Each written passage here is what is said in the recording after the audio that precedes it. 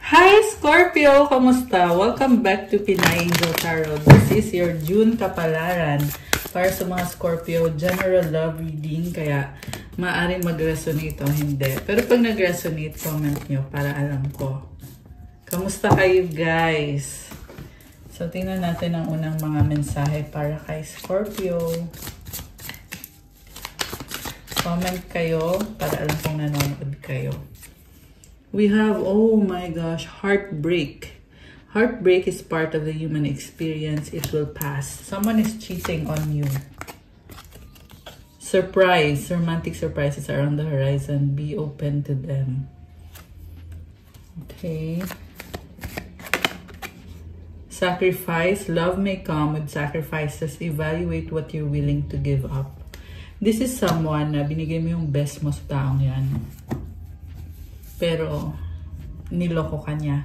Imperfections. Love is a beautiful mess. Embrace its imperfections. So, someone here is playing with you. Or, pwede itong nangyari na. Or, ngayon nangyayari. Pero, sa nakita ko guys, more on ngayon to nangyayari. Okay? This is actually someone na gusto ka pa rin ng taong to. Pero, hindi siya loyal sa'yo. And, ayan, kita mo yung bed, magulo. It's because may ibang tao sa buhay nitong taong to. So, ang moon card mo is communication is the key. New moon in Gemini. Luck is on your side. New moon in Sagittarius. Wow! So, kailangan nyo mag-usap or mayroong pag-uusap na kailangan mangyari para mangyari yung pagbabago sa connection nyo. These are new moon cards. Ibig sabihin, kapag new moon, it's time for new beginning. Diba? And, ang nakita ko dito, merong pag-uusap about sa relationship nyo at the reason kung bakit kailangan yung pag-usapan to is para magtagal yung connection. Yeah, kasi andito yung bow and arrow. So, it's showing me na yung target nyo kasi na mangyari is tumagal yung connection niyo at magkasundo kayo. Kasi mukhang hindi ka nauunawaan ng taong yan, kaya kailangan mo siyang kausapin ng masinsinan, heart-to-heart na conversation. Okay, ano pa ba? Okay, let me see guys. Kuha ko muna kayo ng mga angel messages bago tayo magpatuloy sa love reading nyo. Okay, anong mensahe ng mga angels ni Scorpio? We have 911, courage. A doorway has opened for you, and while apprehension may be felt, allow courage to flow in as you put your best foot forward. You are being encouraged to let curiosity lead you and know that the divine has your back. Okay, merong pintuan na nagbubukas para sa'yo. Natatakot ka, pero ang sinasabi sa'yo dito is, lakasan mo yung loob mo, gawin mo yung pinaka-best mo, i-enjoy mo kasi sinusuportahan ka ni God. Huwag kang matakot. And I just saw 333 angel numbers. Ayan, Scorpio. Huwag ka daw matakot kasi parang mas gusto mo kung saan ka komportable eh. Pero there's a change happening for you. Affirmation, I allow courage to prevail as curiosity leads me through new doors. Isa pa nga. We have 14 possibilities. Building strong foundations creates stability and welcomes in possibilities. All possibilities exist and are amplified when gratitude is felt for the foundations that are in place. Mukhang nabibisi ka ngayon sa career mo or sa bahay kasi you are building strong foundation. You are creating stability at maraming possibility para sa'yo. So, yun naman pala eh, maraming pwedeng mangyari sa'yo sa buhay mo at kailangan mong magpasalamat kasi you are very stable. Yan ang sinasabi dito, Scorpio. Affirmation, I am grateful for all that is and all that will be. I trust in the possibilities of what I desire or something greater. Ayan. So, i-comment nyo dyan itong affirmation na to. This is, ano to eh, pagpapasalamat to eh. So, ilagay mo dyan, I am grateful for all the possibilities. Comment, claim possibilities. And comment, claim courage. Okay, isa pa nga, ano pa ang mensahe para kay Scorpio? Mensahe kay Scorpio ngayon. Okay, ito. 1818 optimism. Oh my gosh, I love this. Successful manifestation of your abundance is near. Higher levels of optimism are needed as new abundant beginnings are on the horizon. Brighter days always come after the darkest of nights. Alam mo, Scorpio, marami ka ng pinagdadaanan. Marami ka ng pinagdaanan. Siguro nga hanggang ngayon, marami kang inaaya sa sarili mo. Pero andito na yung success sa manifestation mo at malapit mo nang makuha yung abundance. Kaya kailangan maging optimistic ka. Sabi nga nila, di ba, if you are doing so well in your life, saka dumadating yung mga challenges. Kasi sinusubukan ka ni universe kung gusto mo ba talaga to. So, kailangan mo lumaban. And I just saw 555 angel numbers on the screen. It symbolizes change, medyo challenging. Pero guys, it's bringing you abundance, Scorpio. And I know na marami ka ng pinagdaanan. Kasi sabi dito, merong darkest of nights eh. Pero brighter days. May paparating na brighter days. Kaya i-claim nyo yung energies na yun. Okay? Comment, claim successful manifestation, claim abundance, and claim brighter days. Affirmation, everything is in perfect order as I enter into this next chapter of my journey and connect to the abundance that is near. Oh, guys, I love this. So, nasa tamang landas ka. Sa totoo niyan, you are doing so well. Hindi mo lang masyadong nafe-feel or hindi mo nakikita.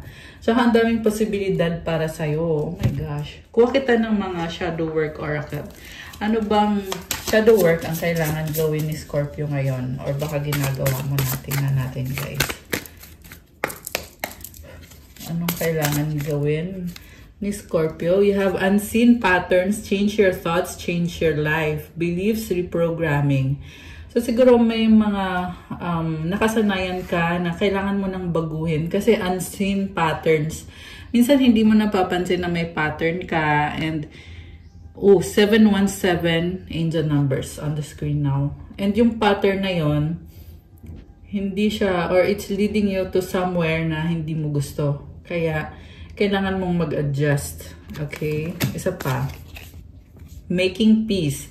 In the midst of adversity lies the path to self-discovery. Profound, genuine risk.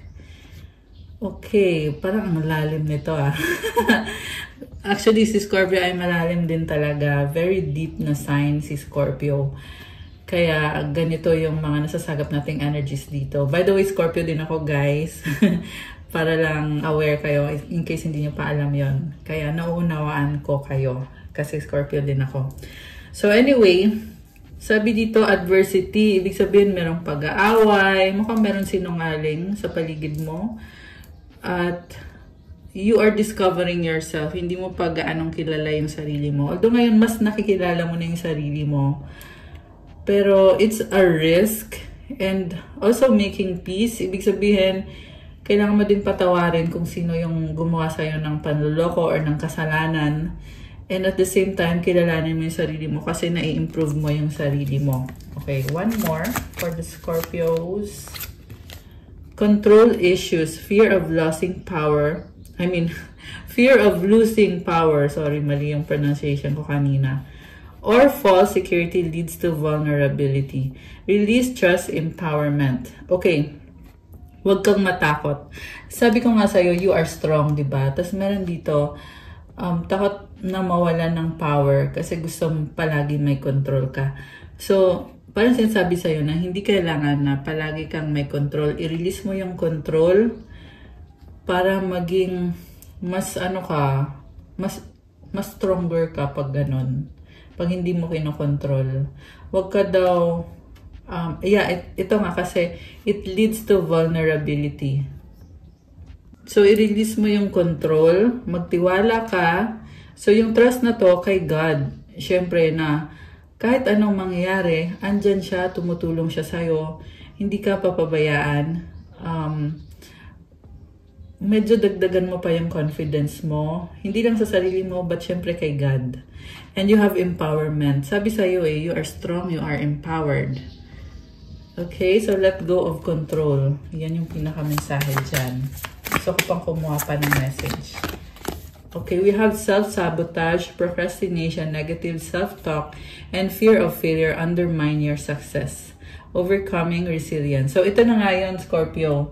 Kailangan mong gawin kung ano yung dapat mong gawin sa sitwasyon mo. And hindi mo kailangan na mag-isip ng negative.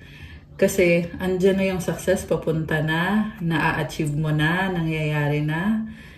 So, keep going.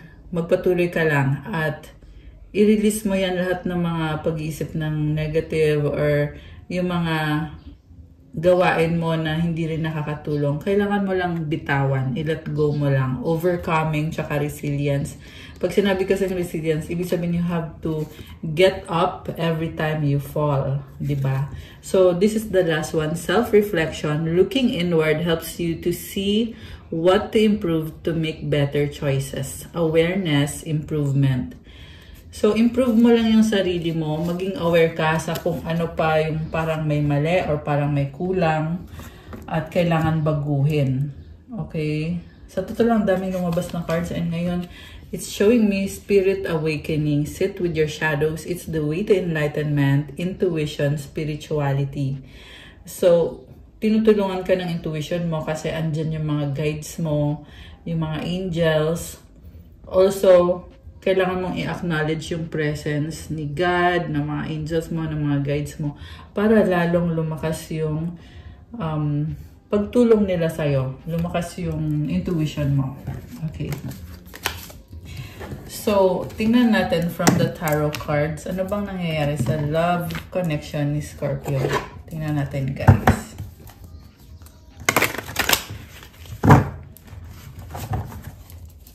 Ano ba ang energies connected sa mga Scorpio ngayon? Ano ba mga energies connected kay Scorpio ngayon? Okay. So we have, oh my gosh. Ito na naman, kanina heartbroken yung pinakaunang card. Ngayon, Three of Swords. Alam mo, masabi ko lang dito, guys, kung ito yung nafe-feel nyo, don't give up kasi temporary lang to. Okay? Hindi porket may problem ka ngayon ay palagi na lang ganyan. So, think of it that way. Na, oo, sige, may problem ngayon, pagdadaanan ko to ngayon. Pero, sa ngayon lang to. Matatapos din to. Maaalis din tong problem na to. Yung iba sa inyo guys, person. Yung kailangan yung alisin sa buhay nyo. Meron din dito kailangan alisin na paniniwala, bad habits. Okay, tingnan pa natin yung ibang cards. You have 7 of Pentacles, 4 of Pentacles, 8 of Cups, the Hermit. Oh, okay. Sa bottom of the deck, we have the Star. Okay, takpan natin. Wala siyang suot. Okay, ayun naman pala. You are healing right now. You have the Star and the Emperor. You are taking charge of your own life. Scorpio, ang nakita ko kasi dito, parang feel mo alone ka eh, kasi ikaw gumagawa lahat. So siguro nga, hindi mo deserve ng taong yan na iiwanan ka sa ere, na kung kailangan ng tulong, andyan ka, pero pag ikaw yung merong kailangan, wale. So, it's a hard lesson na kasi ang gusto mo lang naman mangyari is itong Star card, which is healing and achievement. And it's connected to your wishes, goals, dreams, and desires. So, binigyan ka ng talino para matutunan mo na ito yung mahalaga para sa'yo. So, ngayon dahil ikaw ay merong mga natututunan, may mga realization ka, gamitin mo yan para i-process itong situation na to. Actually, pinaprocess mo na nga eh. Pinaprocess mo na nga, sabi dito. So, 7 of Pentacles, 4 of Pentacles. You want to preserve your integrity, your sovereignty, your power. Kaya ka tumatalikod dito sa sitwasyon na hindi naman nakakatulong sa'yo, or tao, or lugar. And with the Hermit, nandito ulit yung Star, oh, ayan oh. Merong Star, diba? So, kaya ka naging Hermit dito. Kasi, you want to look at your own star. Paano ko ba aalagaan tong star na to? Ano bang mga kailangan kong gawin? Ano bang kailangan kong isakripisyo? And you are gaining maturity and wisdom. So, hermit mode ka, ibig sabihin, you are focused on yourself right now. Okay? So, itong 8 of Cups, this is someone na talagang minahal mo. Okay? 505, angel numbers on the screen. And so, sinubok kasi yung relasyon nyo. At napatunayan mo na hindi ito yung taong aalaga sa'yo. 515, angel numbers on the screen. Oh my gosh, puro 5 yung mga nakikita ko ngayon. So, 5 is all about change, challenges, also blessing and transformation. So, look at it that way. Kasi nga yung overall energy mo, the star, diba? So, it is a blessing. Although parang hindi mo siya nakikita as a blessing. Kasi yung nakikita mo yung sakit na nangyari, na nararamdaman mo, na pinagdaanan mo. Pero that's it, guys. This is about healing and loving yourself. So, itong mga ininvest mo, pinaghirapan mo to, pero kinailangan mong talikuran. And alam mo, nakikita ko sa pagtalikod mo, saka ka naman din nag-heal.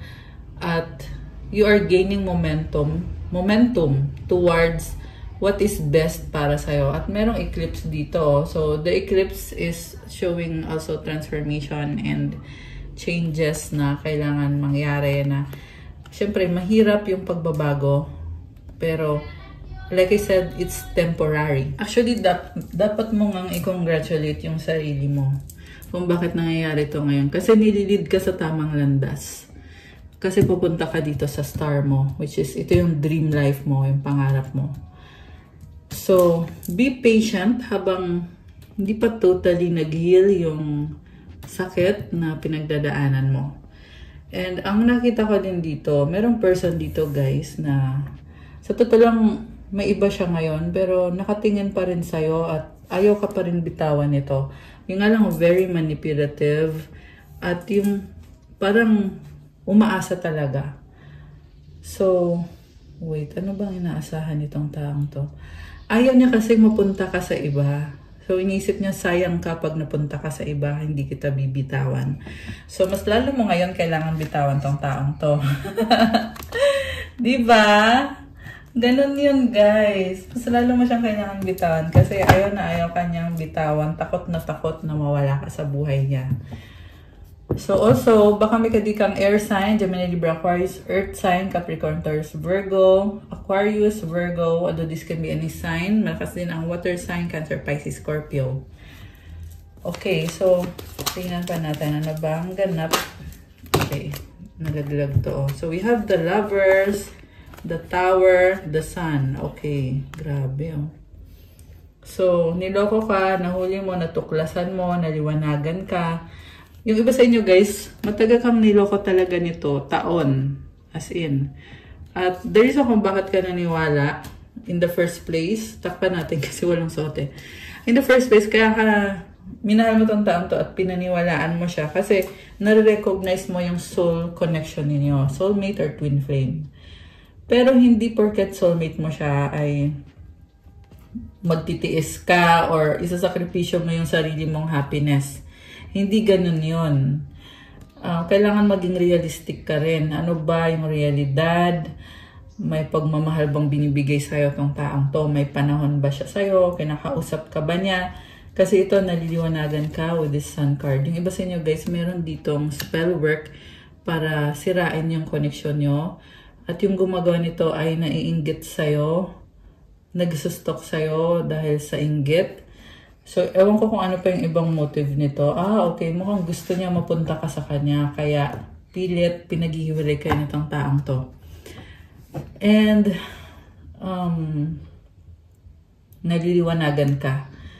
So, ngayon, since hindi nag-workout itong connection na to, kailangan mong i-claim back yung power mo, which is mag-isa ka at kasi ang ganda ng energy mo eh. Andito sa iyo yung the sun eh.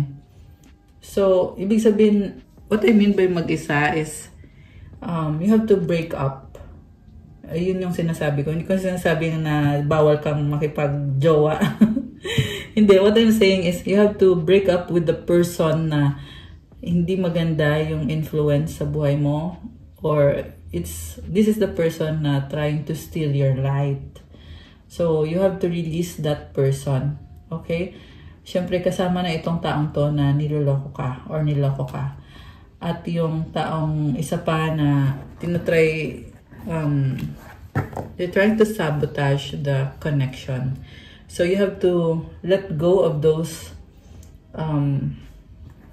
connections. Also, gusto ko mag-congratulate sa'yo kasi alam mo, nakakita ko dito, yung decision mo na i-release itong taong to, it's leading you to the right path.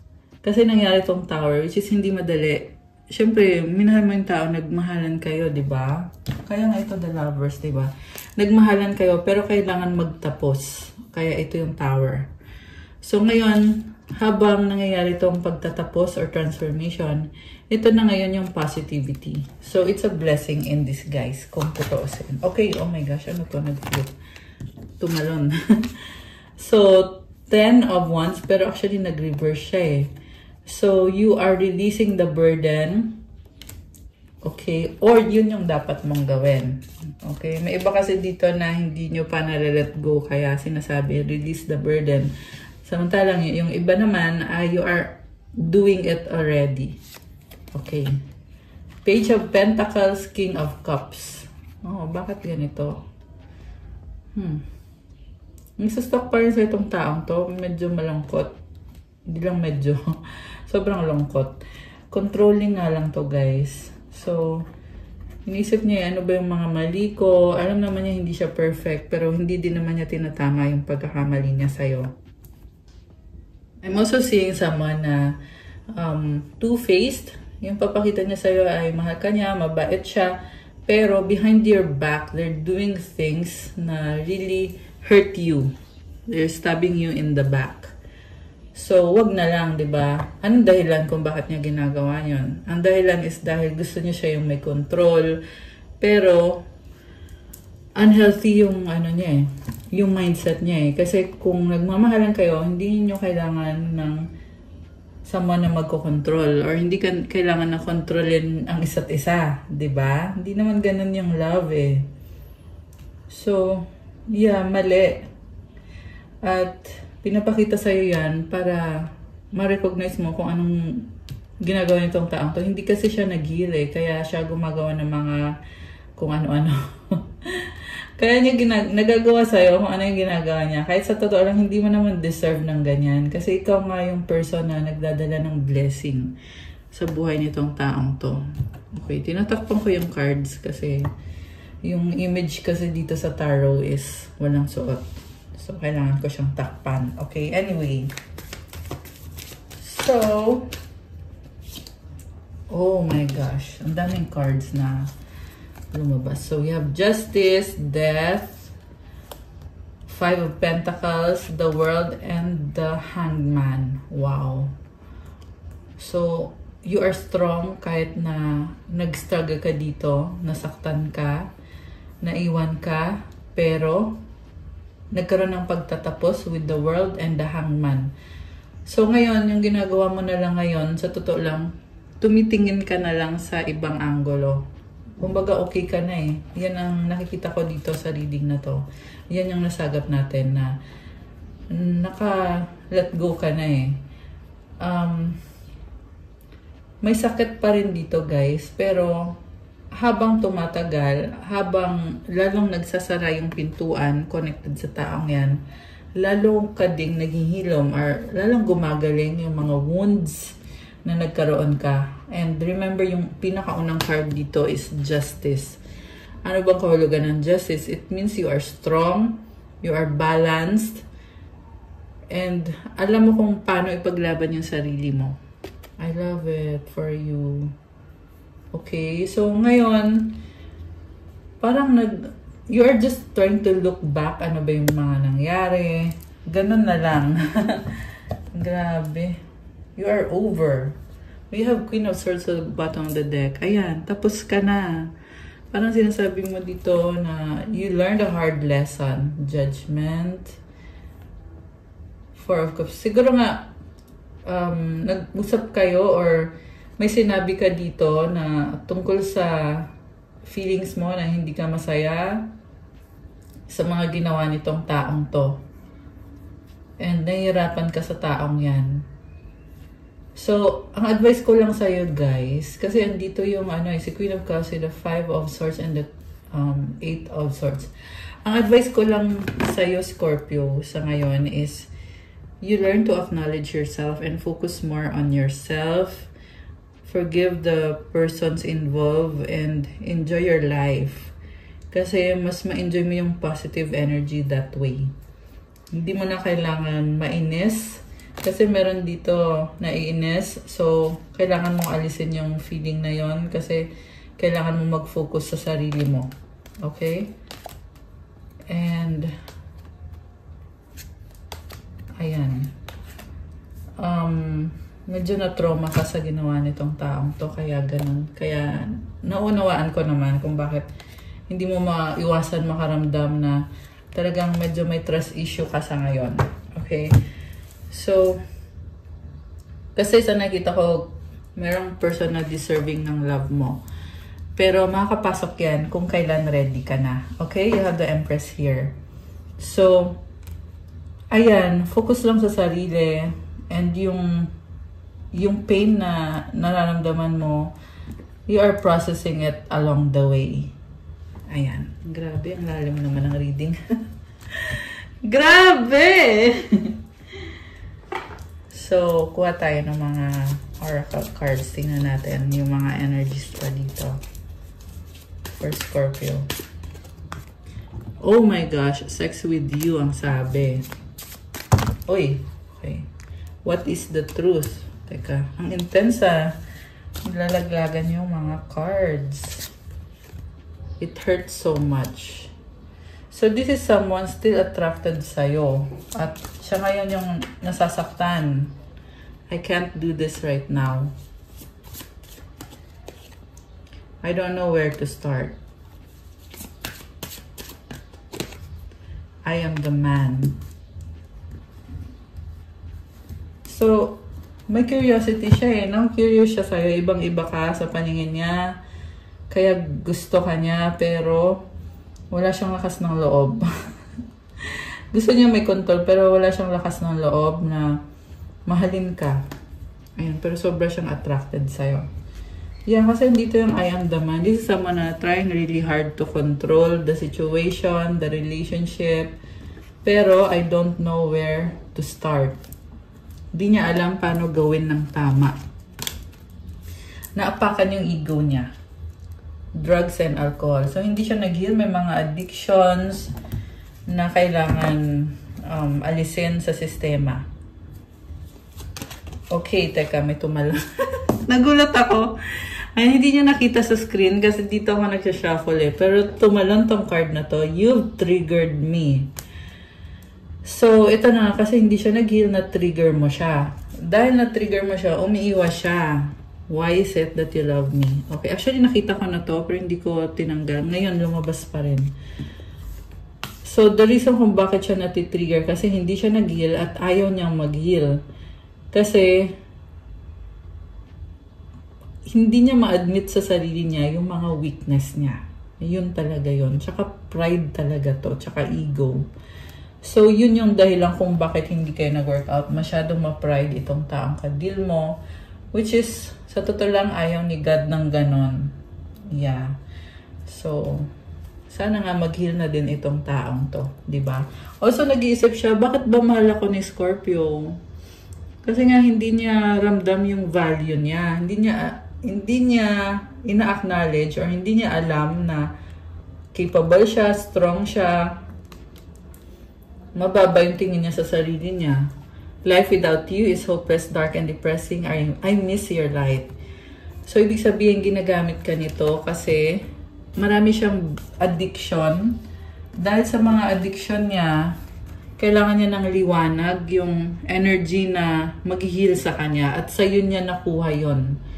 So, ninanakawan ka ng energy nitong taong to para feel niya na masaya siya, na maganda yung buhay niya, kaya kailangan ka niya. Which is, mali yun. Hindi mo dapat pumigay yung energy mo, Scorpio. Kaya kailangan cut the cords. Bitawan mo na. Sunugin mo na. Hindi ko alam kung ba't ko narinig yun. Basta yun yung narinig ko, sunugin. Ewan ko anong susunugin. Okay. Baka kasi nag-cleansing and releasing ritual kayo at may susunugin kayo. Mga pictures, mga gamit, kung ano man yan, guys. For some of you, it's telling you to burn the bridges. Para once and for all, you will be free. You will be purified. So, anong advice para sa mga Scorpio? Tingnan natin. Pero, mind you guys, mind you, mas maganda pang energies ang dadating. Yung sakit na yan is only temporary. Okay, dalawa. We have despair and trust. Sabi ko na eh, you have to develop your trust. Okay. I need your divine intercession right now. O Great Spirit, lift this darkness from my soul. Free me from this burden. Open me to your highest plan. May I be a peaceful vessel for your love. This is actually a prayer na i-purify ka. Prayer to surrender your burdens and open you to God's plan for you. And to have peace in your life and love in your life. So comment to claim this beautiful energy. I open myself to God's plan for me. I release and I surrender all the burdens, all of my burdens. I release and surrender it to God. In Jesus' name, amen. So, the next one is trust. When love is invited to take over, right actions arise at the right time. Allow me, dear divine, to wait patiently until the timing is right. Let me rest in the unknown until a clear path is shown. Oh my gosh, I love this. Alam mo kung bakit? Kasi, kapag optimistic ka, pinapakita sa'yo kung anong dapat mong gawin sa tamang panahon. Kailangan mo ng patience ngayon kasi may tamang panahon para ibibigay ni God sa'yo yung blessings niya. So, sa ngayon daw, kalma lang daw. Rest in the unknown until a clear path is shown. Ipapakita din sa'yo yung landas na tatahakin mo. So, to claim this beautiful energy, comment, let me rest in the unknown until a clear path is shown. I wait patiently until the timing is right. I invite love to take over. Ayan. I love this. Okay, guys. That's all for our June kapalaran para sa mga Scorpio. Thank you for watching. Please like the video, comment, subscribe, hit the notification bell. Let me know kung nagustuhan nyo ba yung reading ngayon or kung nag-resonate ba sa inyo. I-share nyo din yung experience nyo para alam ko, i-comment nyo dyan. 1122 angel numbers and 123 angel numbers on the screen. At yung numbers na yun pinapakita sa akin, sinasabi, Scorpio, kalma lang, one step at a time. Take it slowly but surely. God is with you. Your angels are with you. Kung kailangan nyo ng gabay, pwede kayong magpa-private reading sa akin. Ipabook nyo po, message po kayo sa akin sa Viber or sa WhatsApp. Nasa description box po, nakalagay po dyan yung aking contact details. So, yan po yung number na gagamitin nyo sa akin through WhatsApp or through Viber. Huwag na po through text kasi through Viber po talaga tsaka WhatsApp. Para masend ko sa inyo yung mga detalye. Like kung how much yung price at kung ano yung mga detalye na kailangan ko for the reading at yung schedule mo. Tapos yung sa payment. Tingnan nyo din po sa Instagram ko, may mga crystal bracelets infused with special prayers and mantras. Ayan, may mga rituals po tayong ginagawa to really enhance the energy of the crystals. Iba-iba din po yung benefits. So, bisitahin nyo po sa Instagram ko, pa-follow din po kasi kailangan ko yung support nyo sa Instagram ko. And it's my 5th anniversary this coming June 5. So, I'm giving a 5% limited offer for the month of June 2025. Discount sa mga crystal bracelets. Kung gusto nyong ma-experience yon yung pa-limited offer discount, follow me on Instagram. Thank you, Scorpio. I love you guys. Have a good day. God bless you. I'll see you again soon. Bye!